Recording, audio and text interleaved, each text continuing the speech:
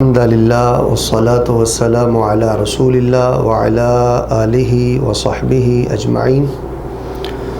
اعوذ باللہ السمیع العلیم من الشیطان الرجیم واتقوا یوما ترجعون فیہ الی اللہ ثم توفی کل نفس ما کسبت وہم لا یظلمون۔ احباب گرامی قدر، آپ نے مجھ سے قبل ہمارے بزرگ عالم دین حفظہ اللہ ورعاہ، ان سے بالخصوص فاتحہ خلف الامام کے حوالے سے بہت ہی شاندار علمی نکات سماعت فرمائے ہیں۔ بہت ضرورت ہے کہ حق کو واضح کیا جائے اور دلائل کے ساتھ کیا جائے۔ میں دعا گو ہوں کہ اللہ تبارک و تعالی ہمارے بزرگ عالم دین حفظہ اللہ ورعاہ ان کو ایمان اور صحت والی اور تقوی والی لمبی زندگی عطا فرمائے۔ اور ان کے بعد نام سے تو میں واقف نہیں ہوں، ہمارے مہمان جنہوں نے ایک حدیث کی تشریح میں بہت ہی خوبصورت محدثانہ، فقیہانہ، عالمانہ اور ایک ایک حرف بہت ہی جچا تلا، غرض کہ بہت ہی شاندار انہوں نے گفتگو فرمائی ہے۔ اللہ تبارک و تعالیٰ کے حضور دعا ہے کہ اللہ تبارک و تعالیٰ ہم سب کو ان باتوں کو سمجھنے کی، سیکھنے کی اور اللہ پاک ان پہ عمل کرنے کی توفیق عطا فرمائے۔ وقت بہت زیادہ ہو چکا ہے، میں بڑے ہی اختصار سے، چونکہ ہمارے فاضل مہمان جو مجھ سے قبل تھے انہوں نے صحیح البخاری سے ایک حدیث کو لیا ہے، تو میں انشاءاللہ الرحمن صحیح البخاری کے بعد ہے الصحیح لمسلم رحمہ اللہ، امام مسلم رحمہ اللہ کی جو الصحیح ہے اس سے ایک حدیث لیتا ہوں اور اس کی تھوڑی سی توضیح کر دیتا ہوں۔ کتاب البر والصلہ والآداب ہے اور اس میں حضرت امام ابو ہریرہ رضی اللہ تعالیٰ عنہ سے روایت ہے، اور میں یہ سمجھتا ہوں کہ جس بندے نے داڑھی رکھی ہے، جس بندے کے سر پہ ٹوپی ہے، اور جو بندہ مدرسہ کے ساتھ وابستہ ہے اور جو بندہ مسجد میں آتا جاتا ہے، وہ سارا دین بھول جائے اور اس کو یہ حدیث نہیں بھولنی چاہیے، وگرنہ بہت بڑی خطرناک کھائی میں گرنے کا خطرہ ہے۔ اور اللہ معاف فرمائے، میں بھی آپ کے سامنے وہ بیان کرتا ہوں، یعنی اس حدیث کو ہمیشہ اپنی نگاہوں کے سامنے رکھیں، ہمیشہ اپنی نگاہوں کے سامنے رکھیں۔ حضرت ابو ہریرہ رضی اللہ تعالیٰ بیان کرتے ہیں کہ رسول اکرم علیہ السلام نے فرمایا یأتی الرجل یوم القیامہ بصلاۃ وصیام وزکوٰۃ، قیامت کے دن ایک حضرت صاحب آئیں گے، نماز بھی ان کی پوری ہوگی، روزے بھی پورے ہوں گے، 29-30 رمضان کے سب روزے وہ رکھتے تھے، زکوٰۃ بھی ان کی پوری ہوگی، لیکن 4 اخلاقی جرائم اور گناہوں کی وجہ سے کیا معاملہ ان سے ہوگا؟ شتم ھذا، قذف ھذا، اکل مال ھذا، سفک دم ھذا، ضرب ھذا، یہ 5 چیزیں رسول اکرم علیہ السلام نے بیان کی۔ کسی شخص پر اس نے اس کو گالی دی ہوگی، کسی پر اس نے تہمت لگائی ہوگی، کسی کا اس نے مال ریال کھایا ہوگا، کسی کا اس نے خون بہایا ہوگا اور کسی کو اس نے تھپڑ مارا ہوگا۔ رسول اکرم علیہ السلام ارشاد فرماتے ہیں کہ وہ مطالبہ کرنے والے لوگ آ جائیں گے، نماز گئی، روزے گئے، یہ توجہ سے کان کھول کے سنیں، زکوٰۃ گئی، مطالبہ کرنے والے ابھی باقی ہیں، فطرحت خطاياهم علیہ، لوگوں کے گناہ اس بندے پہ ڈال دیے جائیں گے، ثم طرح فی النار، پھر اس نیک نمازی روزے دار زکوٰۃ دینے والے بندے کو الٹے منہ جہنم رسید کر دیا جائے گا۔ لمحہ فکریہ ہے جی، جیتے جی ہم کچھ کر لیں، میرے سمیت کون ہے؟ کم از کم میں اپنی بات تو کھلے دل کرتا ہوں نا، آپ کی بات تو میں نہیں کر سکتا، میں ہاتھ کھڑا کر کے یہ بات نہیں کہہ سکتا کہ میں ان 5 چیزوں سے پاک ہوں۔ گالی دینا ایک فیشن ہے، گالی دینا ایک جرت کا نشان ہے، لوگ بیٹیوں کو گالیاں دیتے، بیوی کو گالی دیتے، گندی گالی دینا یہ چودر سمجھی جاتی ہے ہمارے علاقوں میں۔ مجھے ایک عورت نے بتلایا کہ میرا خامد ہے، سخی ہے، داڑھی ہے، دیندار ہے، لیکن جب بھی مجھے پکارتا ہے کتی کہہ کر پکارتا ہے، کتی کتی کہہ کر مجھے پکارتا ہے۔ بچیاں کہنے لگی مولانا صاحب کبھی گالی کے موضوع پہ بھی خطبہ دو، لوگ آپ کو سنتے ہیں، ہمارے پاپا سب کچھ پورا ہے لیکن گھر میں اتنی گندی گالیاں دیتے ہیں ہمیں کہ 8 دن ہمارا روٹی کھانے کو جی نہیں چاہتا۔ تو ایک دوسرے کو گالی دینا، کئی منہ پہ دیتے ہیں اور کئی لوگ بزدل ہوتے ہیں، وہ عدم موجودگی میں گالیاں دیتے رہتے ہیں۔ بھئی گالی دینے کا مقصد یہ ہے آپ نے اپنی نماز برباد کی ہے، آپ نے اپنا روزہ برباد کیا، آپ نے اپنی زکوٰۃ برباد کی ہے۔ قذف ھذا، کسی پر تہمت نہ لگاؤ۔ ہمارے بزرگ عالم دین تشریف فرمائے، ان سے پوچھ لو، اگر اللہ نہ کرے آپ نے کسی کو کوئی شراب پیتے، کوئی بدی بدکاری کرتے دیکھ بھی لیا ہے، تو شریعت آپ کو کہتی ہے پردہ پوشی کرو، ذلیل نہ کرو۔ تو ہم دیکھتے بھی کچھ نہیں ہیں، ہمارے پاس دلیل بھی کوئی نہیں ہوتی، اور ایک اچھے بھلے عالم کو ہم لمحہ بھر میں ذلیل کر دیتے۔ زبان چسکا خور ہے، سیاسی لوگوں کی غیبت، مولویوں کی غیبت، رشتہ داروں کی غیبت، اللہ کی قسم یہ تباہی ہے، یہ پڑھی ہوئی نمازیں برباد کرنے کے برابر ہے۔ 16 گھنٹے کا ہم نے روزہ رکھا ہے، یہ برباد کرنے کے لیے رکھا ہے۔ تو بھئی گالی دینا یہ بڑا خطرناک معاملہ، کسی پہ تہمت لگانا، کسی کو گندا کرنا۔ عدالتوں میں کیا ہوتا ہے؟ اکل مال ھذا، بھئی کسی کا ایک حلالہ ہے وہ واپس کر دے، کسی کا مال کھانا۔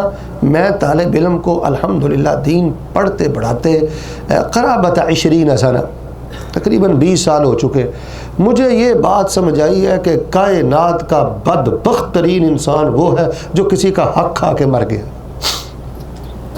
بیٹی کو حق سے محروم کیا جاتا ہے، بہن کو کیا جاتا ہے۔ میری بات کا غصہ نہ کرنا، دیندار لوگ اللہ کی قسم یہ حرکتیں زیادہ کرتے ہیں، زیادہ دیندار۔ ہمارے ہاں میرے فیصل آباد میں ایسے ایسے کیسز ہیں، کچھ گھرانوں کے کیس میرے پاس آئے، مارے شرم کے میری گردن جھک گئی کہ مسجدوں کے رکھوالے اور سکی بہن کو حق نہیں دے رہے۔ میں پھر یہ بات دہراتا ہوں، میں نے آج درس ختم کر دیا، میں تو درس دینے آیا تھا لیکن بزرگوں کو سنا ہے اور فاضل نوجوان کو سنا ہے، میرا سینہ ٹھر گیا ہے۔ میں آپ کو خوشی نہیں بتلا سکتا کہ کیسی عالمانہ گفتگو ہے۔ ہمارے علماء کو اللہ تبارک و تعالیٰ نے کتنا فضل و کرم دیا ہے۔ بزرگوں نے یوں کہا، فلاں نے یوں کہا، فلاں نے یوں کہا۔ یہاں یوں کہا نہیں ہے، یہاں قرآن کی آیات ہیں، یہاں حدیث نبویہ صحیحہ صریحہ ہیں۔ تو میرے پیارے بھائیوں، کسی کا مال نہیں کھانا۔ 100 باتوں کی ایک بات کر دیتا ہوں، یہاں پہ آپ کو سعودی عربیہ میں ایک کتاب مل جائے گی، الزہاد 100۔ یہ صدیق منشافی مصری کی کتاب ہے، انہوں نے 100 عابد زاہد صاحب ورع لوگوں کی سیرت پہ لکھا ہے، کمال کر دی ہے۔ جو لوگ عربی ادب سے کا ذوق رکھتے ہیں نا، وہ یہ کتاب ضرور پڑھیں۔ اس کتاب میں ایک محدث کا انہوں نے واقعہ نقل کیا ہے، اکل مال ھذا کے تحت میں آپ کو بتلاتا ہوں جن لوگوں کی تربیت اس حدیث کے مطابق تھی نا، ان کا کردار کیا تھا۔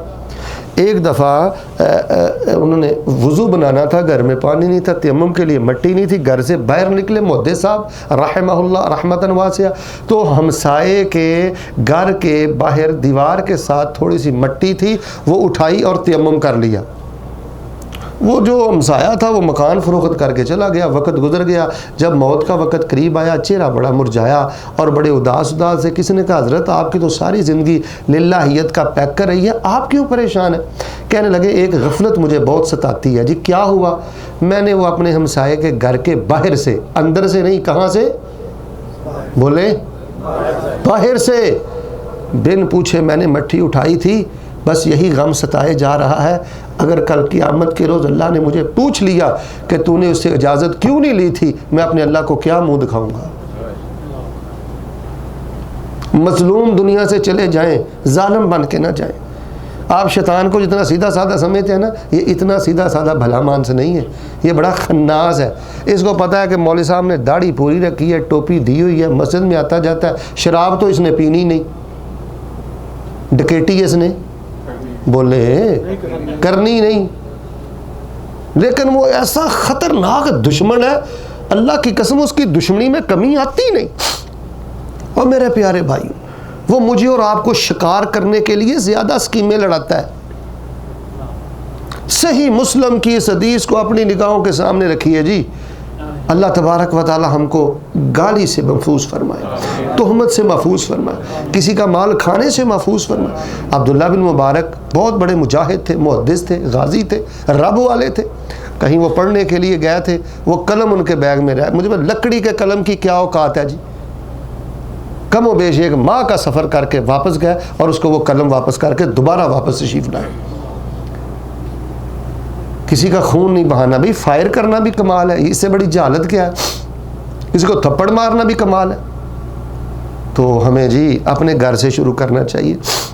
ہمارے پیار کے سب سے زیادہ مستحق ہمارے ماں باپ ہیں، ہمارے بچے ہیں، ہماری بیوی ہے، ہمارے بہن بھائی ہیں، ہم نے اپنے گھر والوں سے پیار کرنا چاہیے، ان کے حق حقوق دینے چاہیے. پھر آہستہ آہستہ اس حدیث کو سامنے رکھیں. جن کی تربیت تھی نا، صحیح مسلم پڑھ دیتا ہوں، وہ ایک صحابی تھے غالباً، انہوں نے اپنی لونڈی کو تھپڑ لگایا تھا نا، تھپڑ لگانے کے بعد اتنے بے قرار ہو گئے، اندر ایک جذبہ پیدا ہو گیا، آخرت کا فکر ایسا لائق ہوا کہ میں نے تھپڑ تو لگا دیا ہے، کل قیامت والے دن اپنے اللہ کا سامنا کیسے کروں گا. حالانکہ شیخ صاحب تشریف فرمائے، پوچھ رہے تھپڑ کو نہاک نہیں مارا تھا، پوری بکری بھیڑیا کھا گیا تھا، اس کی غفلت کی وجہ سے، اس کی غفلت تھی نا، تو تھپڑ بھی لگا دیا. اب اس کے بعد فوراً رسول اکرم علیہ السلام کے پاس آئے، رات کو سو نہیں سکے، فوراً کہنے لگے اللہ کے رسول علیہ السلام میں ایسے ایسے تھپڑ لگا دیا، میں اس کو آزاد کرنا چاہتا ہوں. تو آپ نے فرمایا میرے پاس لے کے آئے. وہ عورت آئی، لونڈی آئی، آپ نے فرمایا این اللہ، اللہ کہاں ہے؟ اس نے کیا کہا؟ ہر جگہ میں ہے، گل میں اللہ، پھول میں اللہ، علی میں اللہ، دائیں اللہ، بائیں اللہ. یہ کیا ہے؟ وحدت الوجود اور وحدت الشرم نہیں آتی؟ سری نصوص کو چھوڑتے ہو اور پھر عقلی گھوڑے دھڑا کر، جیسے کہ ہمارے بزرگ فرما رہے تھے، سادہ لوگوں کو پریشان کرتے ہو. اس نے کہا فی السماء، میں کون ہوں؟ تو اس نے کیا کہا تھا؟ انت نور من نور اللہ، میں کون ہوں؟ تیرا کھاوا میں تیرے گیت گاواں یا رسول اللہ؟ انت رسول اللہ، آپ اللہ کے رسول ہیں. آپ نے اس کو آزاد کر دو، یہ مومن ہے. باہر صورت بات ہم نے مکمل کر لی ہے جی. دعا کریں اللہ تعالیٰ آج کی ہماری مجلس میں برکت فرمائے. یہاں سے میں نے اپنی بات کا آغاز کیا تھا کہ جن کو اللہ نے دین دیا ہے، عبادت دی ہے، علم دیا ہے، عمل دیا ہے، مسجد دی ہے، مدرسہ دیا ہے، سجدہ دیا ہے، وہ صحیح مسلم کی حضرت ابو ہریرہ رضی اللہ تعالیٰ عنہ کی اس روایت کو سامنے رکھا کریں. اور ساتھ اگر آپ مسند احمد کی روایت کو ملا لیں نا، تو جیسے کھانے کے ساتھ سلاد پڑا ہو، چٹنی ہو، ذرا لطف اور دبالا ہو جاتا ہے، بات ذرا اور سمجھ آ جاتی ہے. وہ بھی حدیث تھوڑی سی ساتھ میں لا لیں. شعیب ارناؤت رحمہ اللہ و شیخ البانی رحمہ اللہ، ان دونوں بزرگوں نے اس روایت کو حسن کہا ہے. وہ ایک عورت تھی نا، فلاں عورت، بہت نمازیں پڑھتی ہے، بہت صدقہ و خیرات کرتی ہے، بہت رب رب کرتی ہے. تؤذی جیرانہا بلسانہا، خامن دکھی ہے اس کی زبان سے، رشتہ دار دکھی ہیں اس کی زبان سے، اس کی زبان اپنی نہیں. خامن سے بڑا ہمسایہ کون ہے؟ وہ تو پہلو کا ہمسایہ ہے، وہ تو بستر کا ہمسایہ ہے. خامن پریشان ہے، گھر والے پریشان ہیں، پڑوسی پریشان ہے. فرمایا ہیا فی النار، جہنمی عورت ہے، لمحہ فکریہ ہے، مرنے سے پہلے پہلے ہم کسی نتیجے پہ پہنچے. اور فرمایا فلاں ہے، اتنی عبادت گزار نہیں ہے، فرائض پورے کرتی ہے، کبھی کچھ ہو اس کے پاس ذرہ تو دے دیتی ہے رب کی راہ میں، لیکن زبان کی ٹھیک ہے. فرمایا ہیا فی الجنہ، یہ اللہ کی جنت کی مہمان عورت ہے. یہ بھی صحیح مسلم ہے، میں صحیح مسلم سے شواہد پیش کر رہا ہوں. وہ بنی اسرائیل کی عورت تھی، ایک بلی کی وجہ سے اللہ نے جہنم رسید کر دیا. رسول رحمت علیہ السلام فرماتے ہیں اس نے اس کو باندھ دیا، کھانے پینے کو کچھ نہیں دیا، اللہ نے جہنم میں اس پر بلی کو مسلط کر دیا. حسب ما اتذکر وہی تخدشها، فرمایا وہ بلی اس پہ مسلط ہے اور جہنم میں اس کے گوشت کو نوچ رہی ہے. بلی پہ ظلم ہو تو جہنم ہے، اور کسی کی جوان بیٹی پہ ظلم کرنا، کسی کی جوان بہن پہ ظلم کرنا، جس نے 22 سال اپنی بیٹی کو پالا، جوان کیا، تیری برات برداشت کی، تیرے جہیز برداشت کیے، تیرا سب کچھ برداشت کیا، اب گھر آنے کے بعد اس کو قد کے تانے، رنگ کے تانے، جہیز کے تانے. بلی پہ ظلم ہو تو انجام یہ ہے، تو اگر بہو پہ ظلم ہو تو پھر انجام کیا ہوگا؟ یہ نکرانی نہیں ہے آپ کے گھر کی، اس کو بھی اپنی بیٹی سمجھیں. جو مراعات، جو سہولیات اور جو جذبات آپ اپنی سگی بیٹی کے لیے اپنے دل میں رکھتے ہیں، اپنی بہنوں کے لیے رکھتے ہیں، وہ بھی اس کے لیے رکھیں. بھئی ہمارے گھرانے ظلم خانے بن چکے ہیں. تو الحمدللہ جی بات ہماری مکمل ہو چکی ہے. اللہ تبارک و تعالیٰ کے حضور دعا ہے جس اللہ نے ہمیں عقیدہ توحید دیا ہے، عقیدہ سنت دیا ہے، اور اللہ تعالیٰ نے ہمیں حق دیا ہے، وہ اللہ ہم سب کو اہل حق کو حق واپس کرنے کی توفیق عطا فرمائے، اور اللہ ہمیں با اخلاق بنائے، با کردار بنائے، اور اس حدیث کو ہمارے لیے نافع بنائے، اور اللہ ہماری دنیا اور آخرت بہتر فرما دے۔ ھذا ما کان عندی واللہ تبارک و تعالی اعلم بالصواب۔ سبحان ربک رب العزۃ عما یصفون وسلام علی المرسلین والحمد للہ رب العالمین۔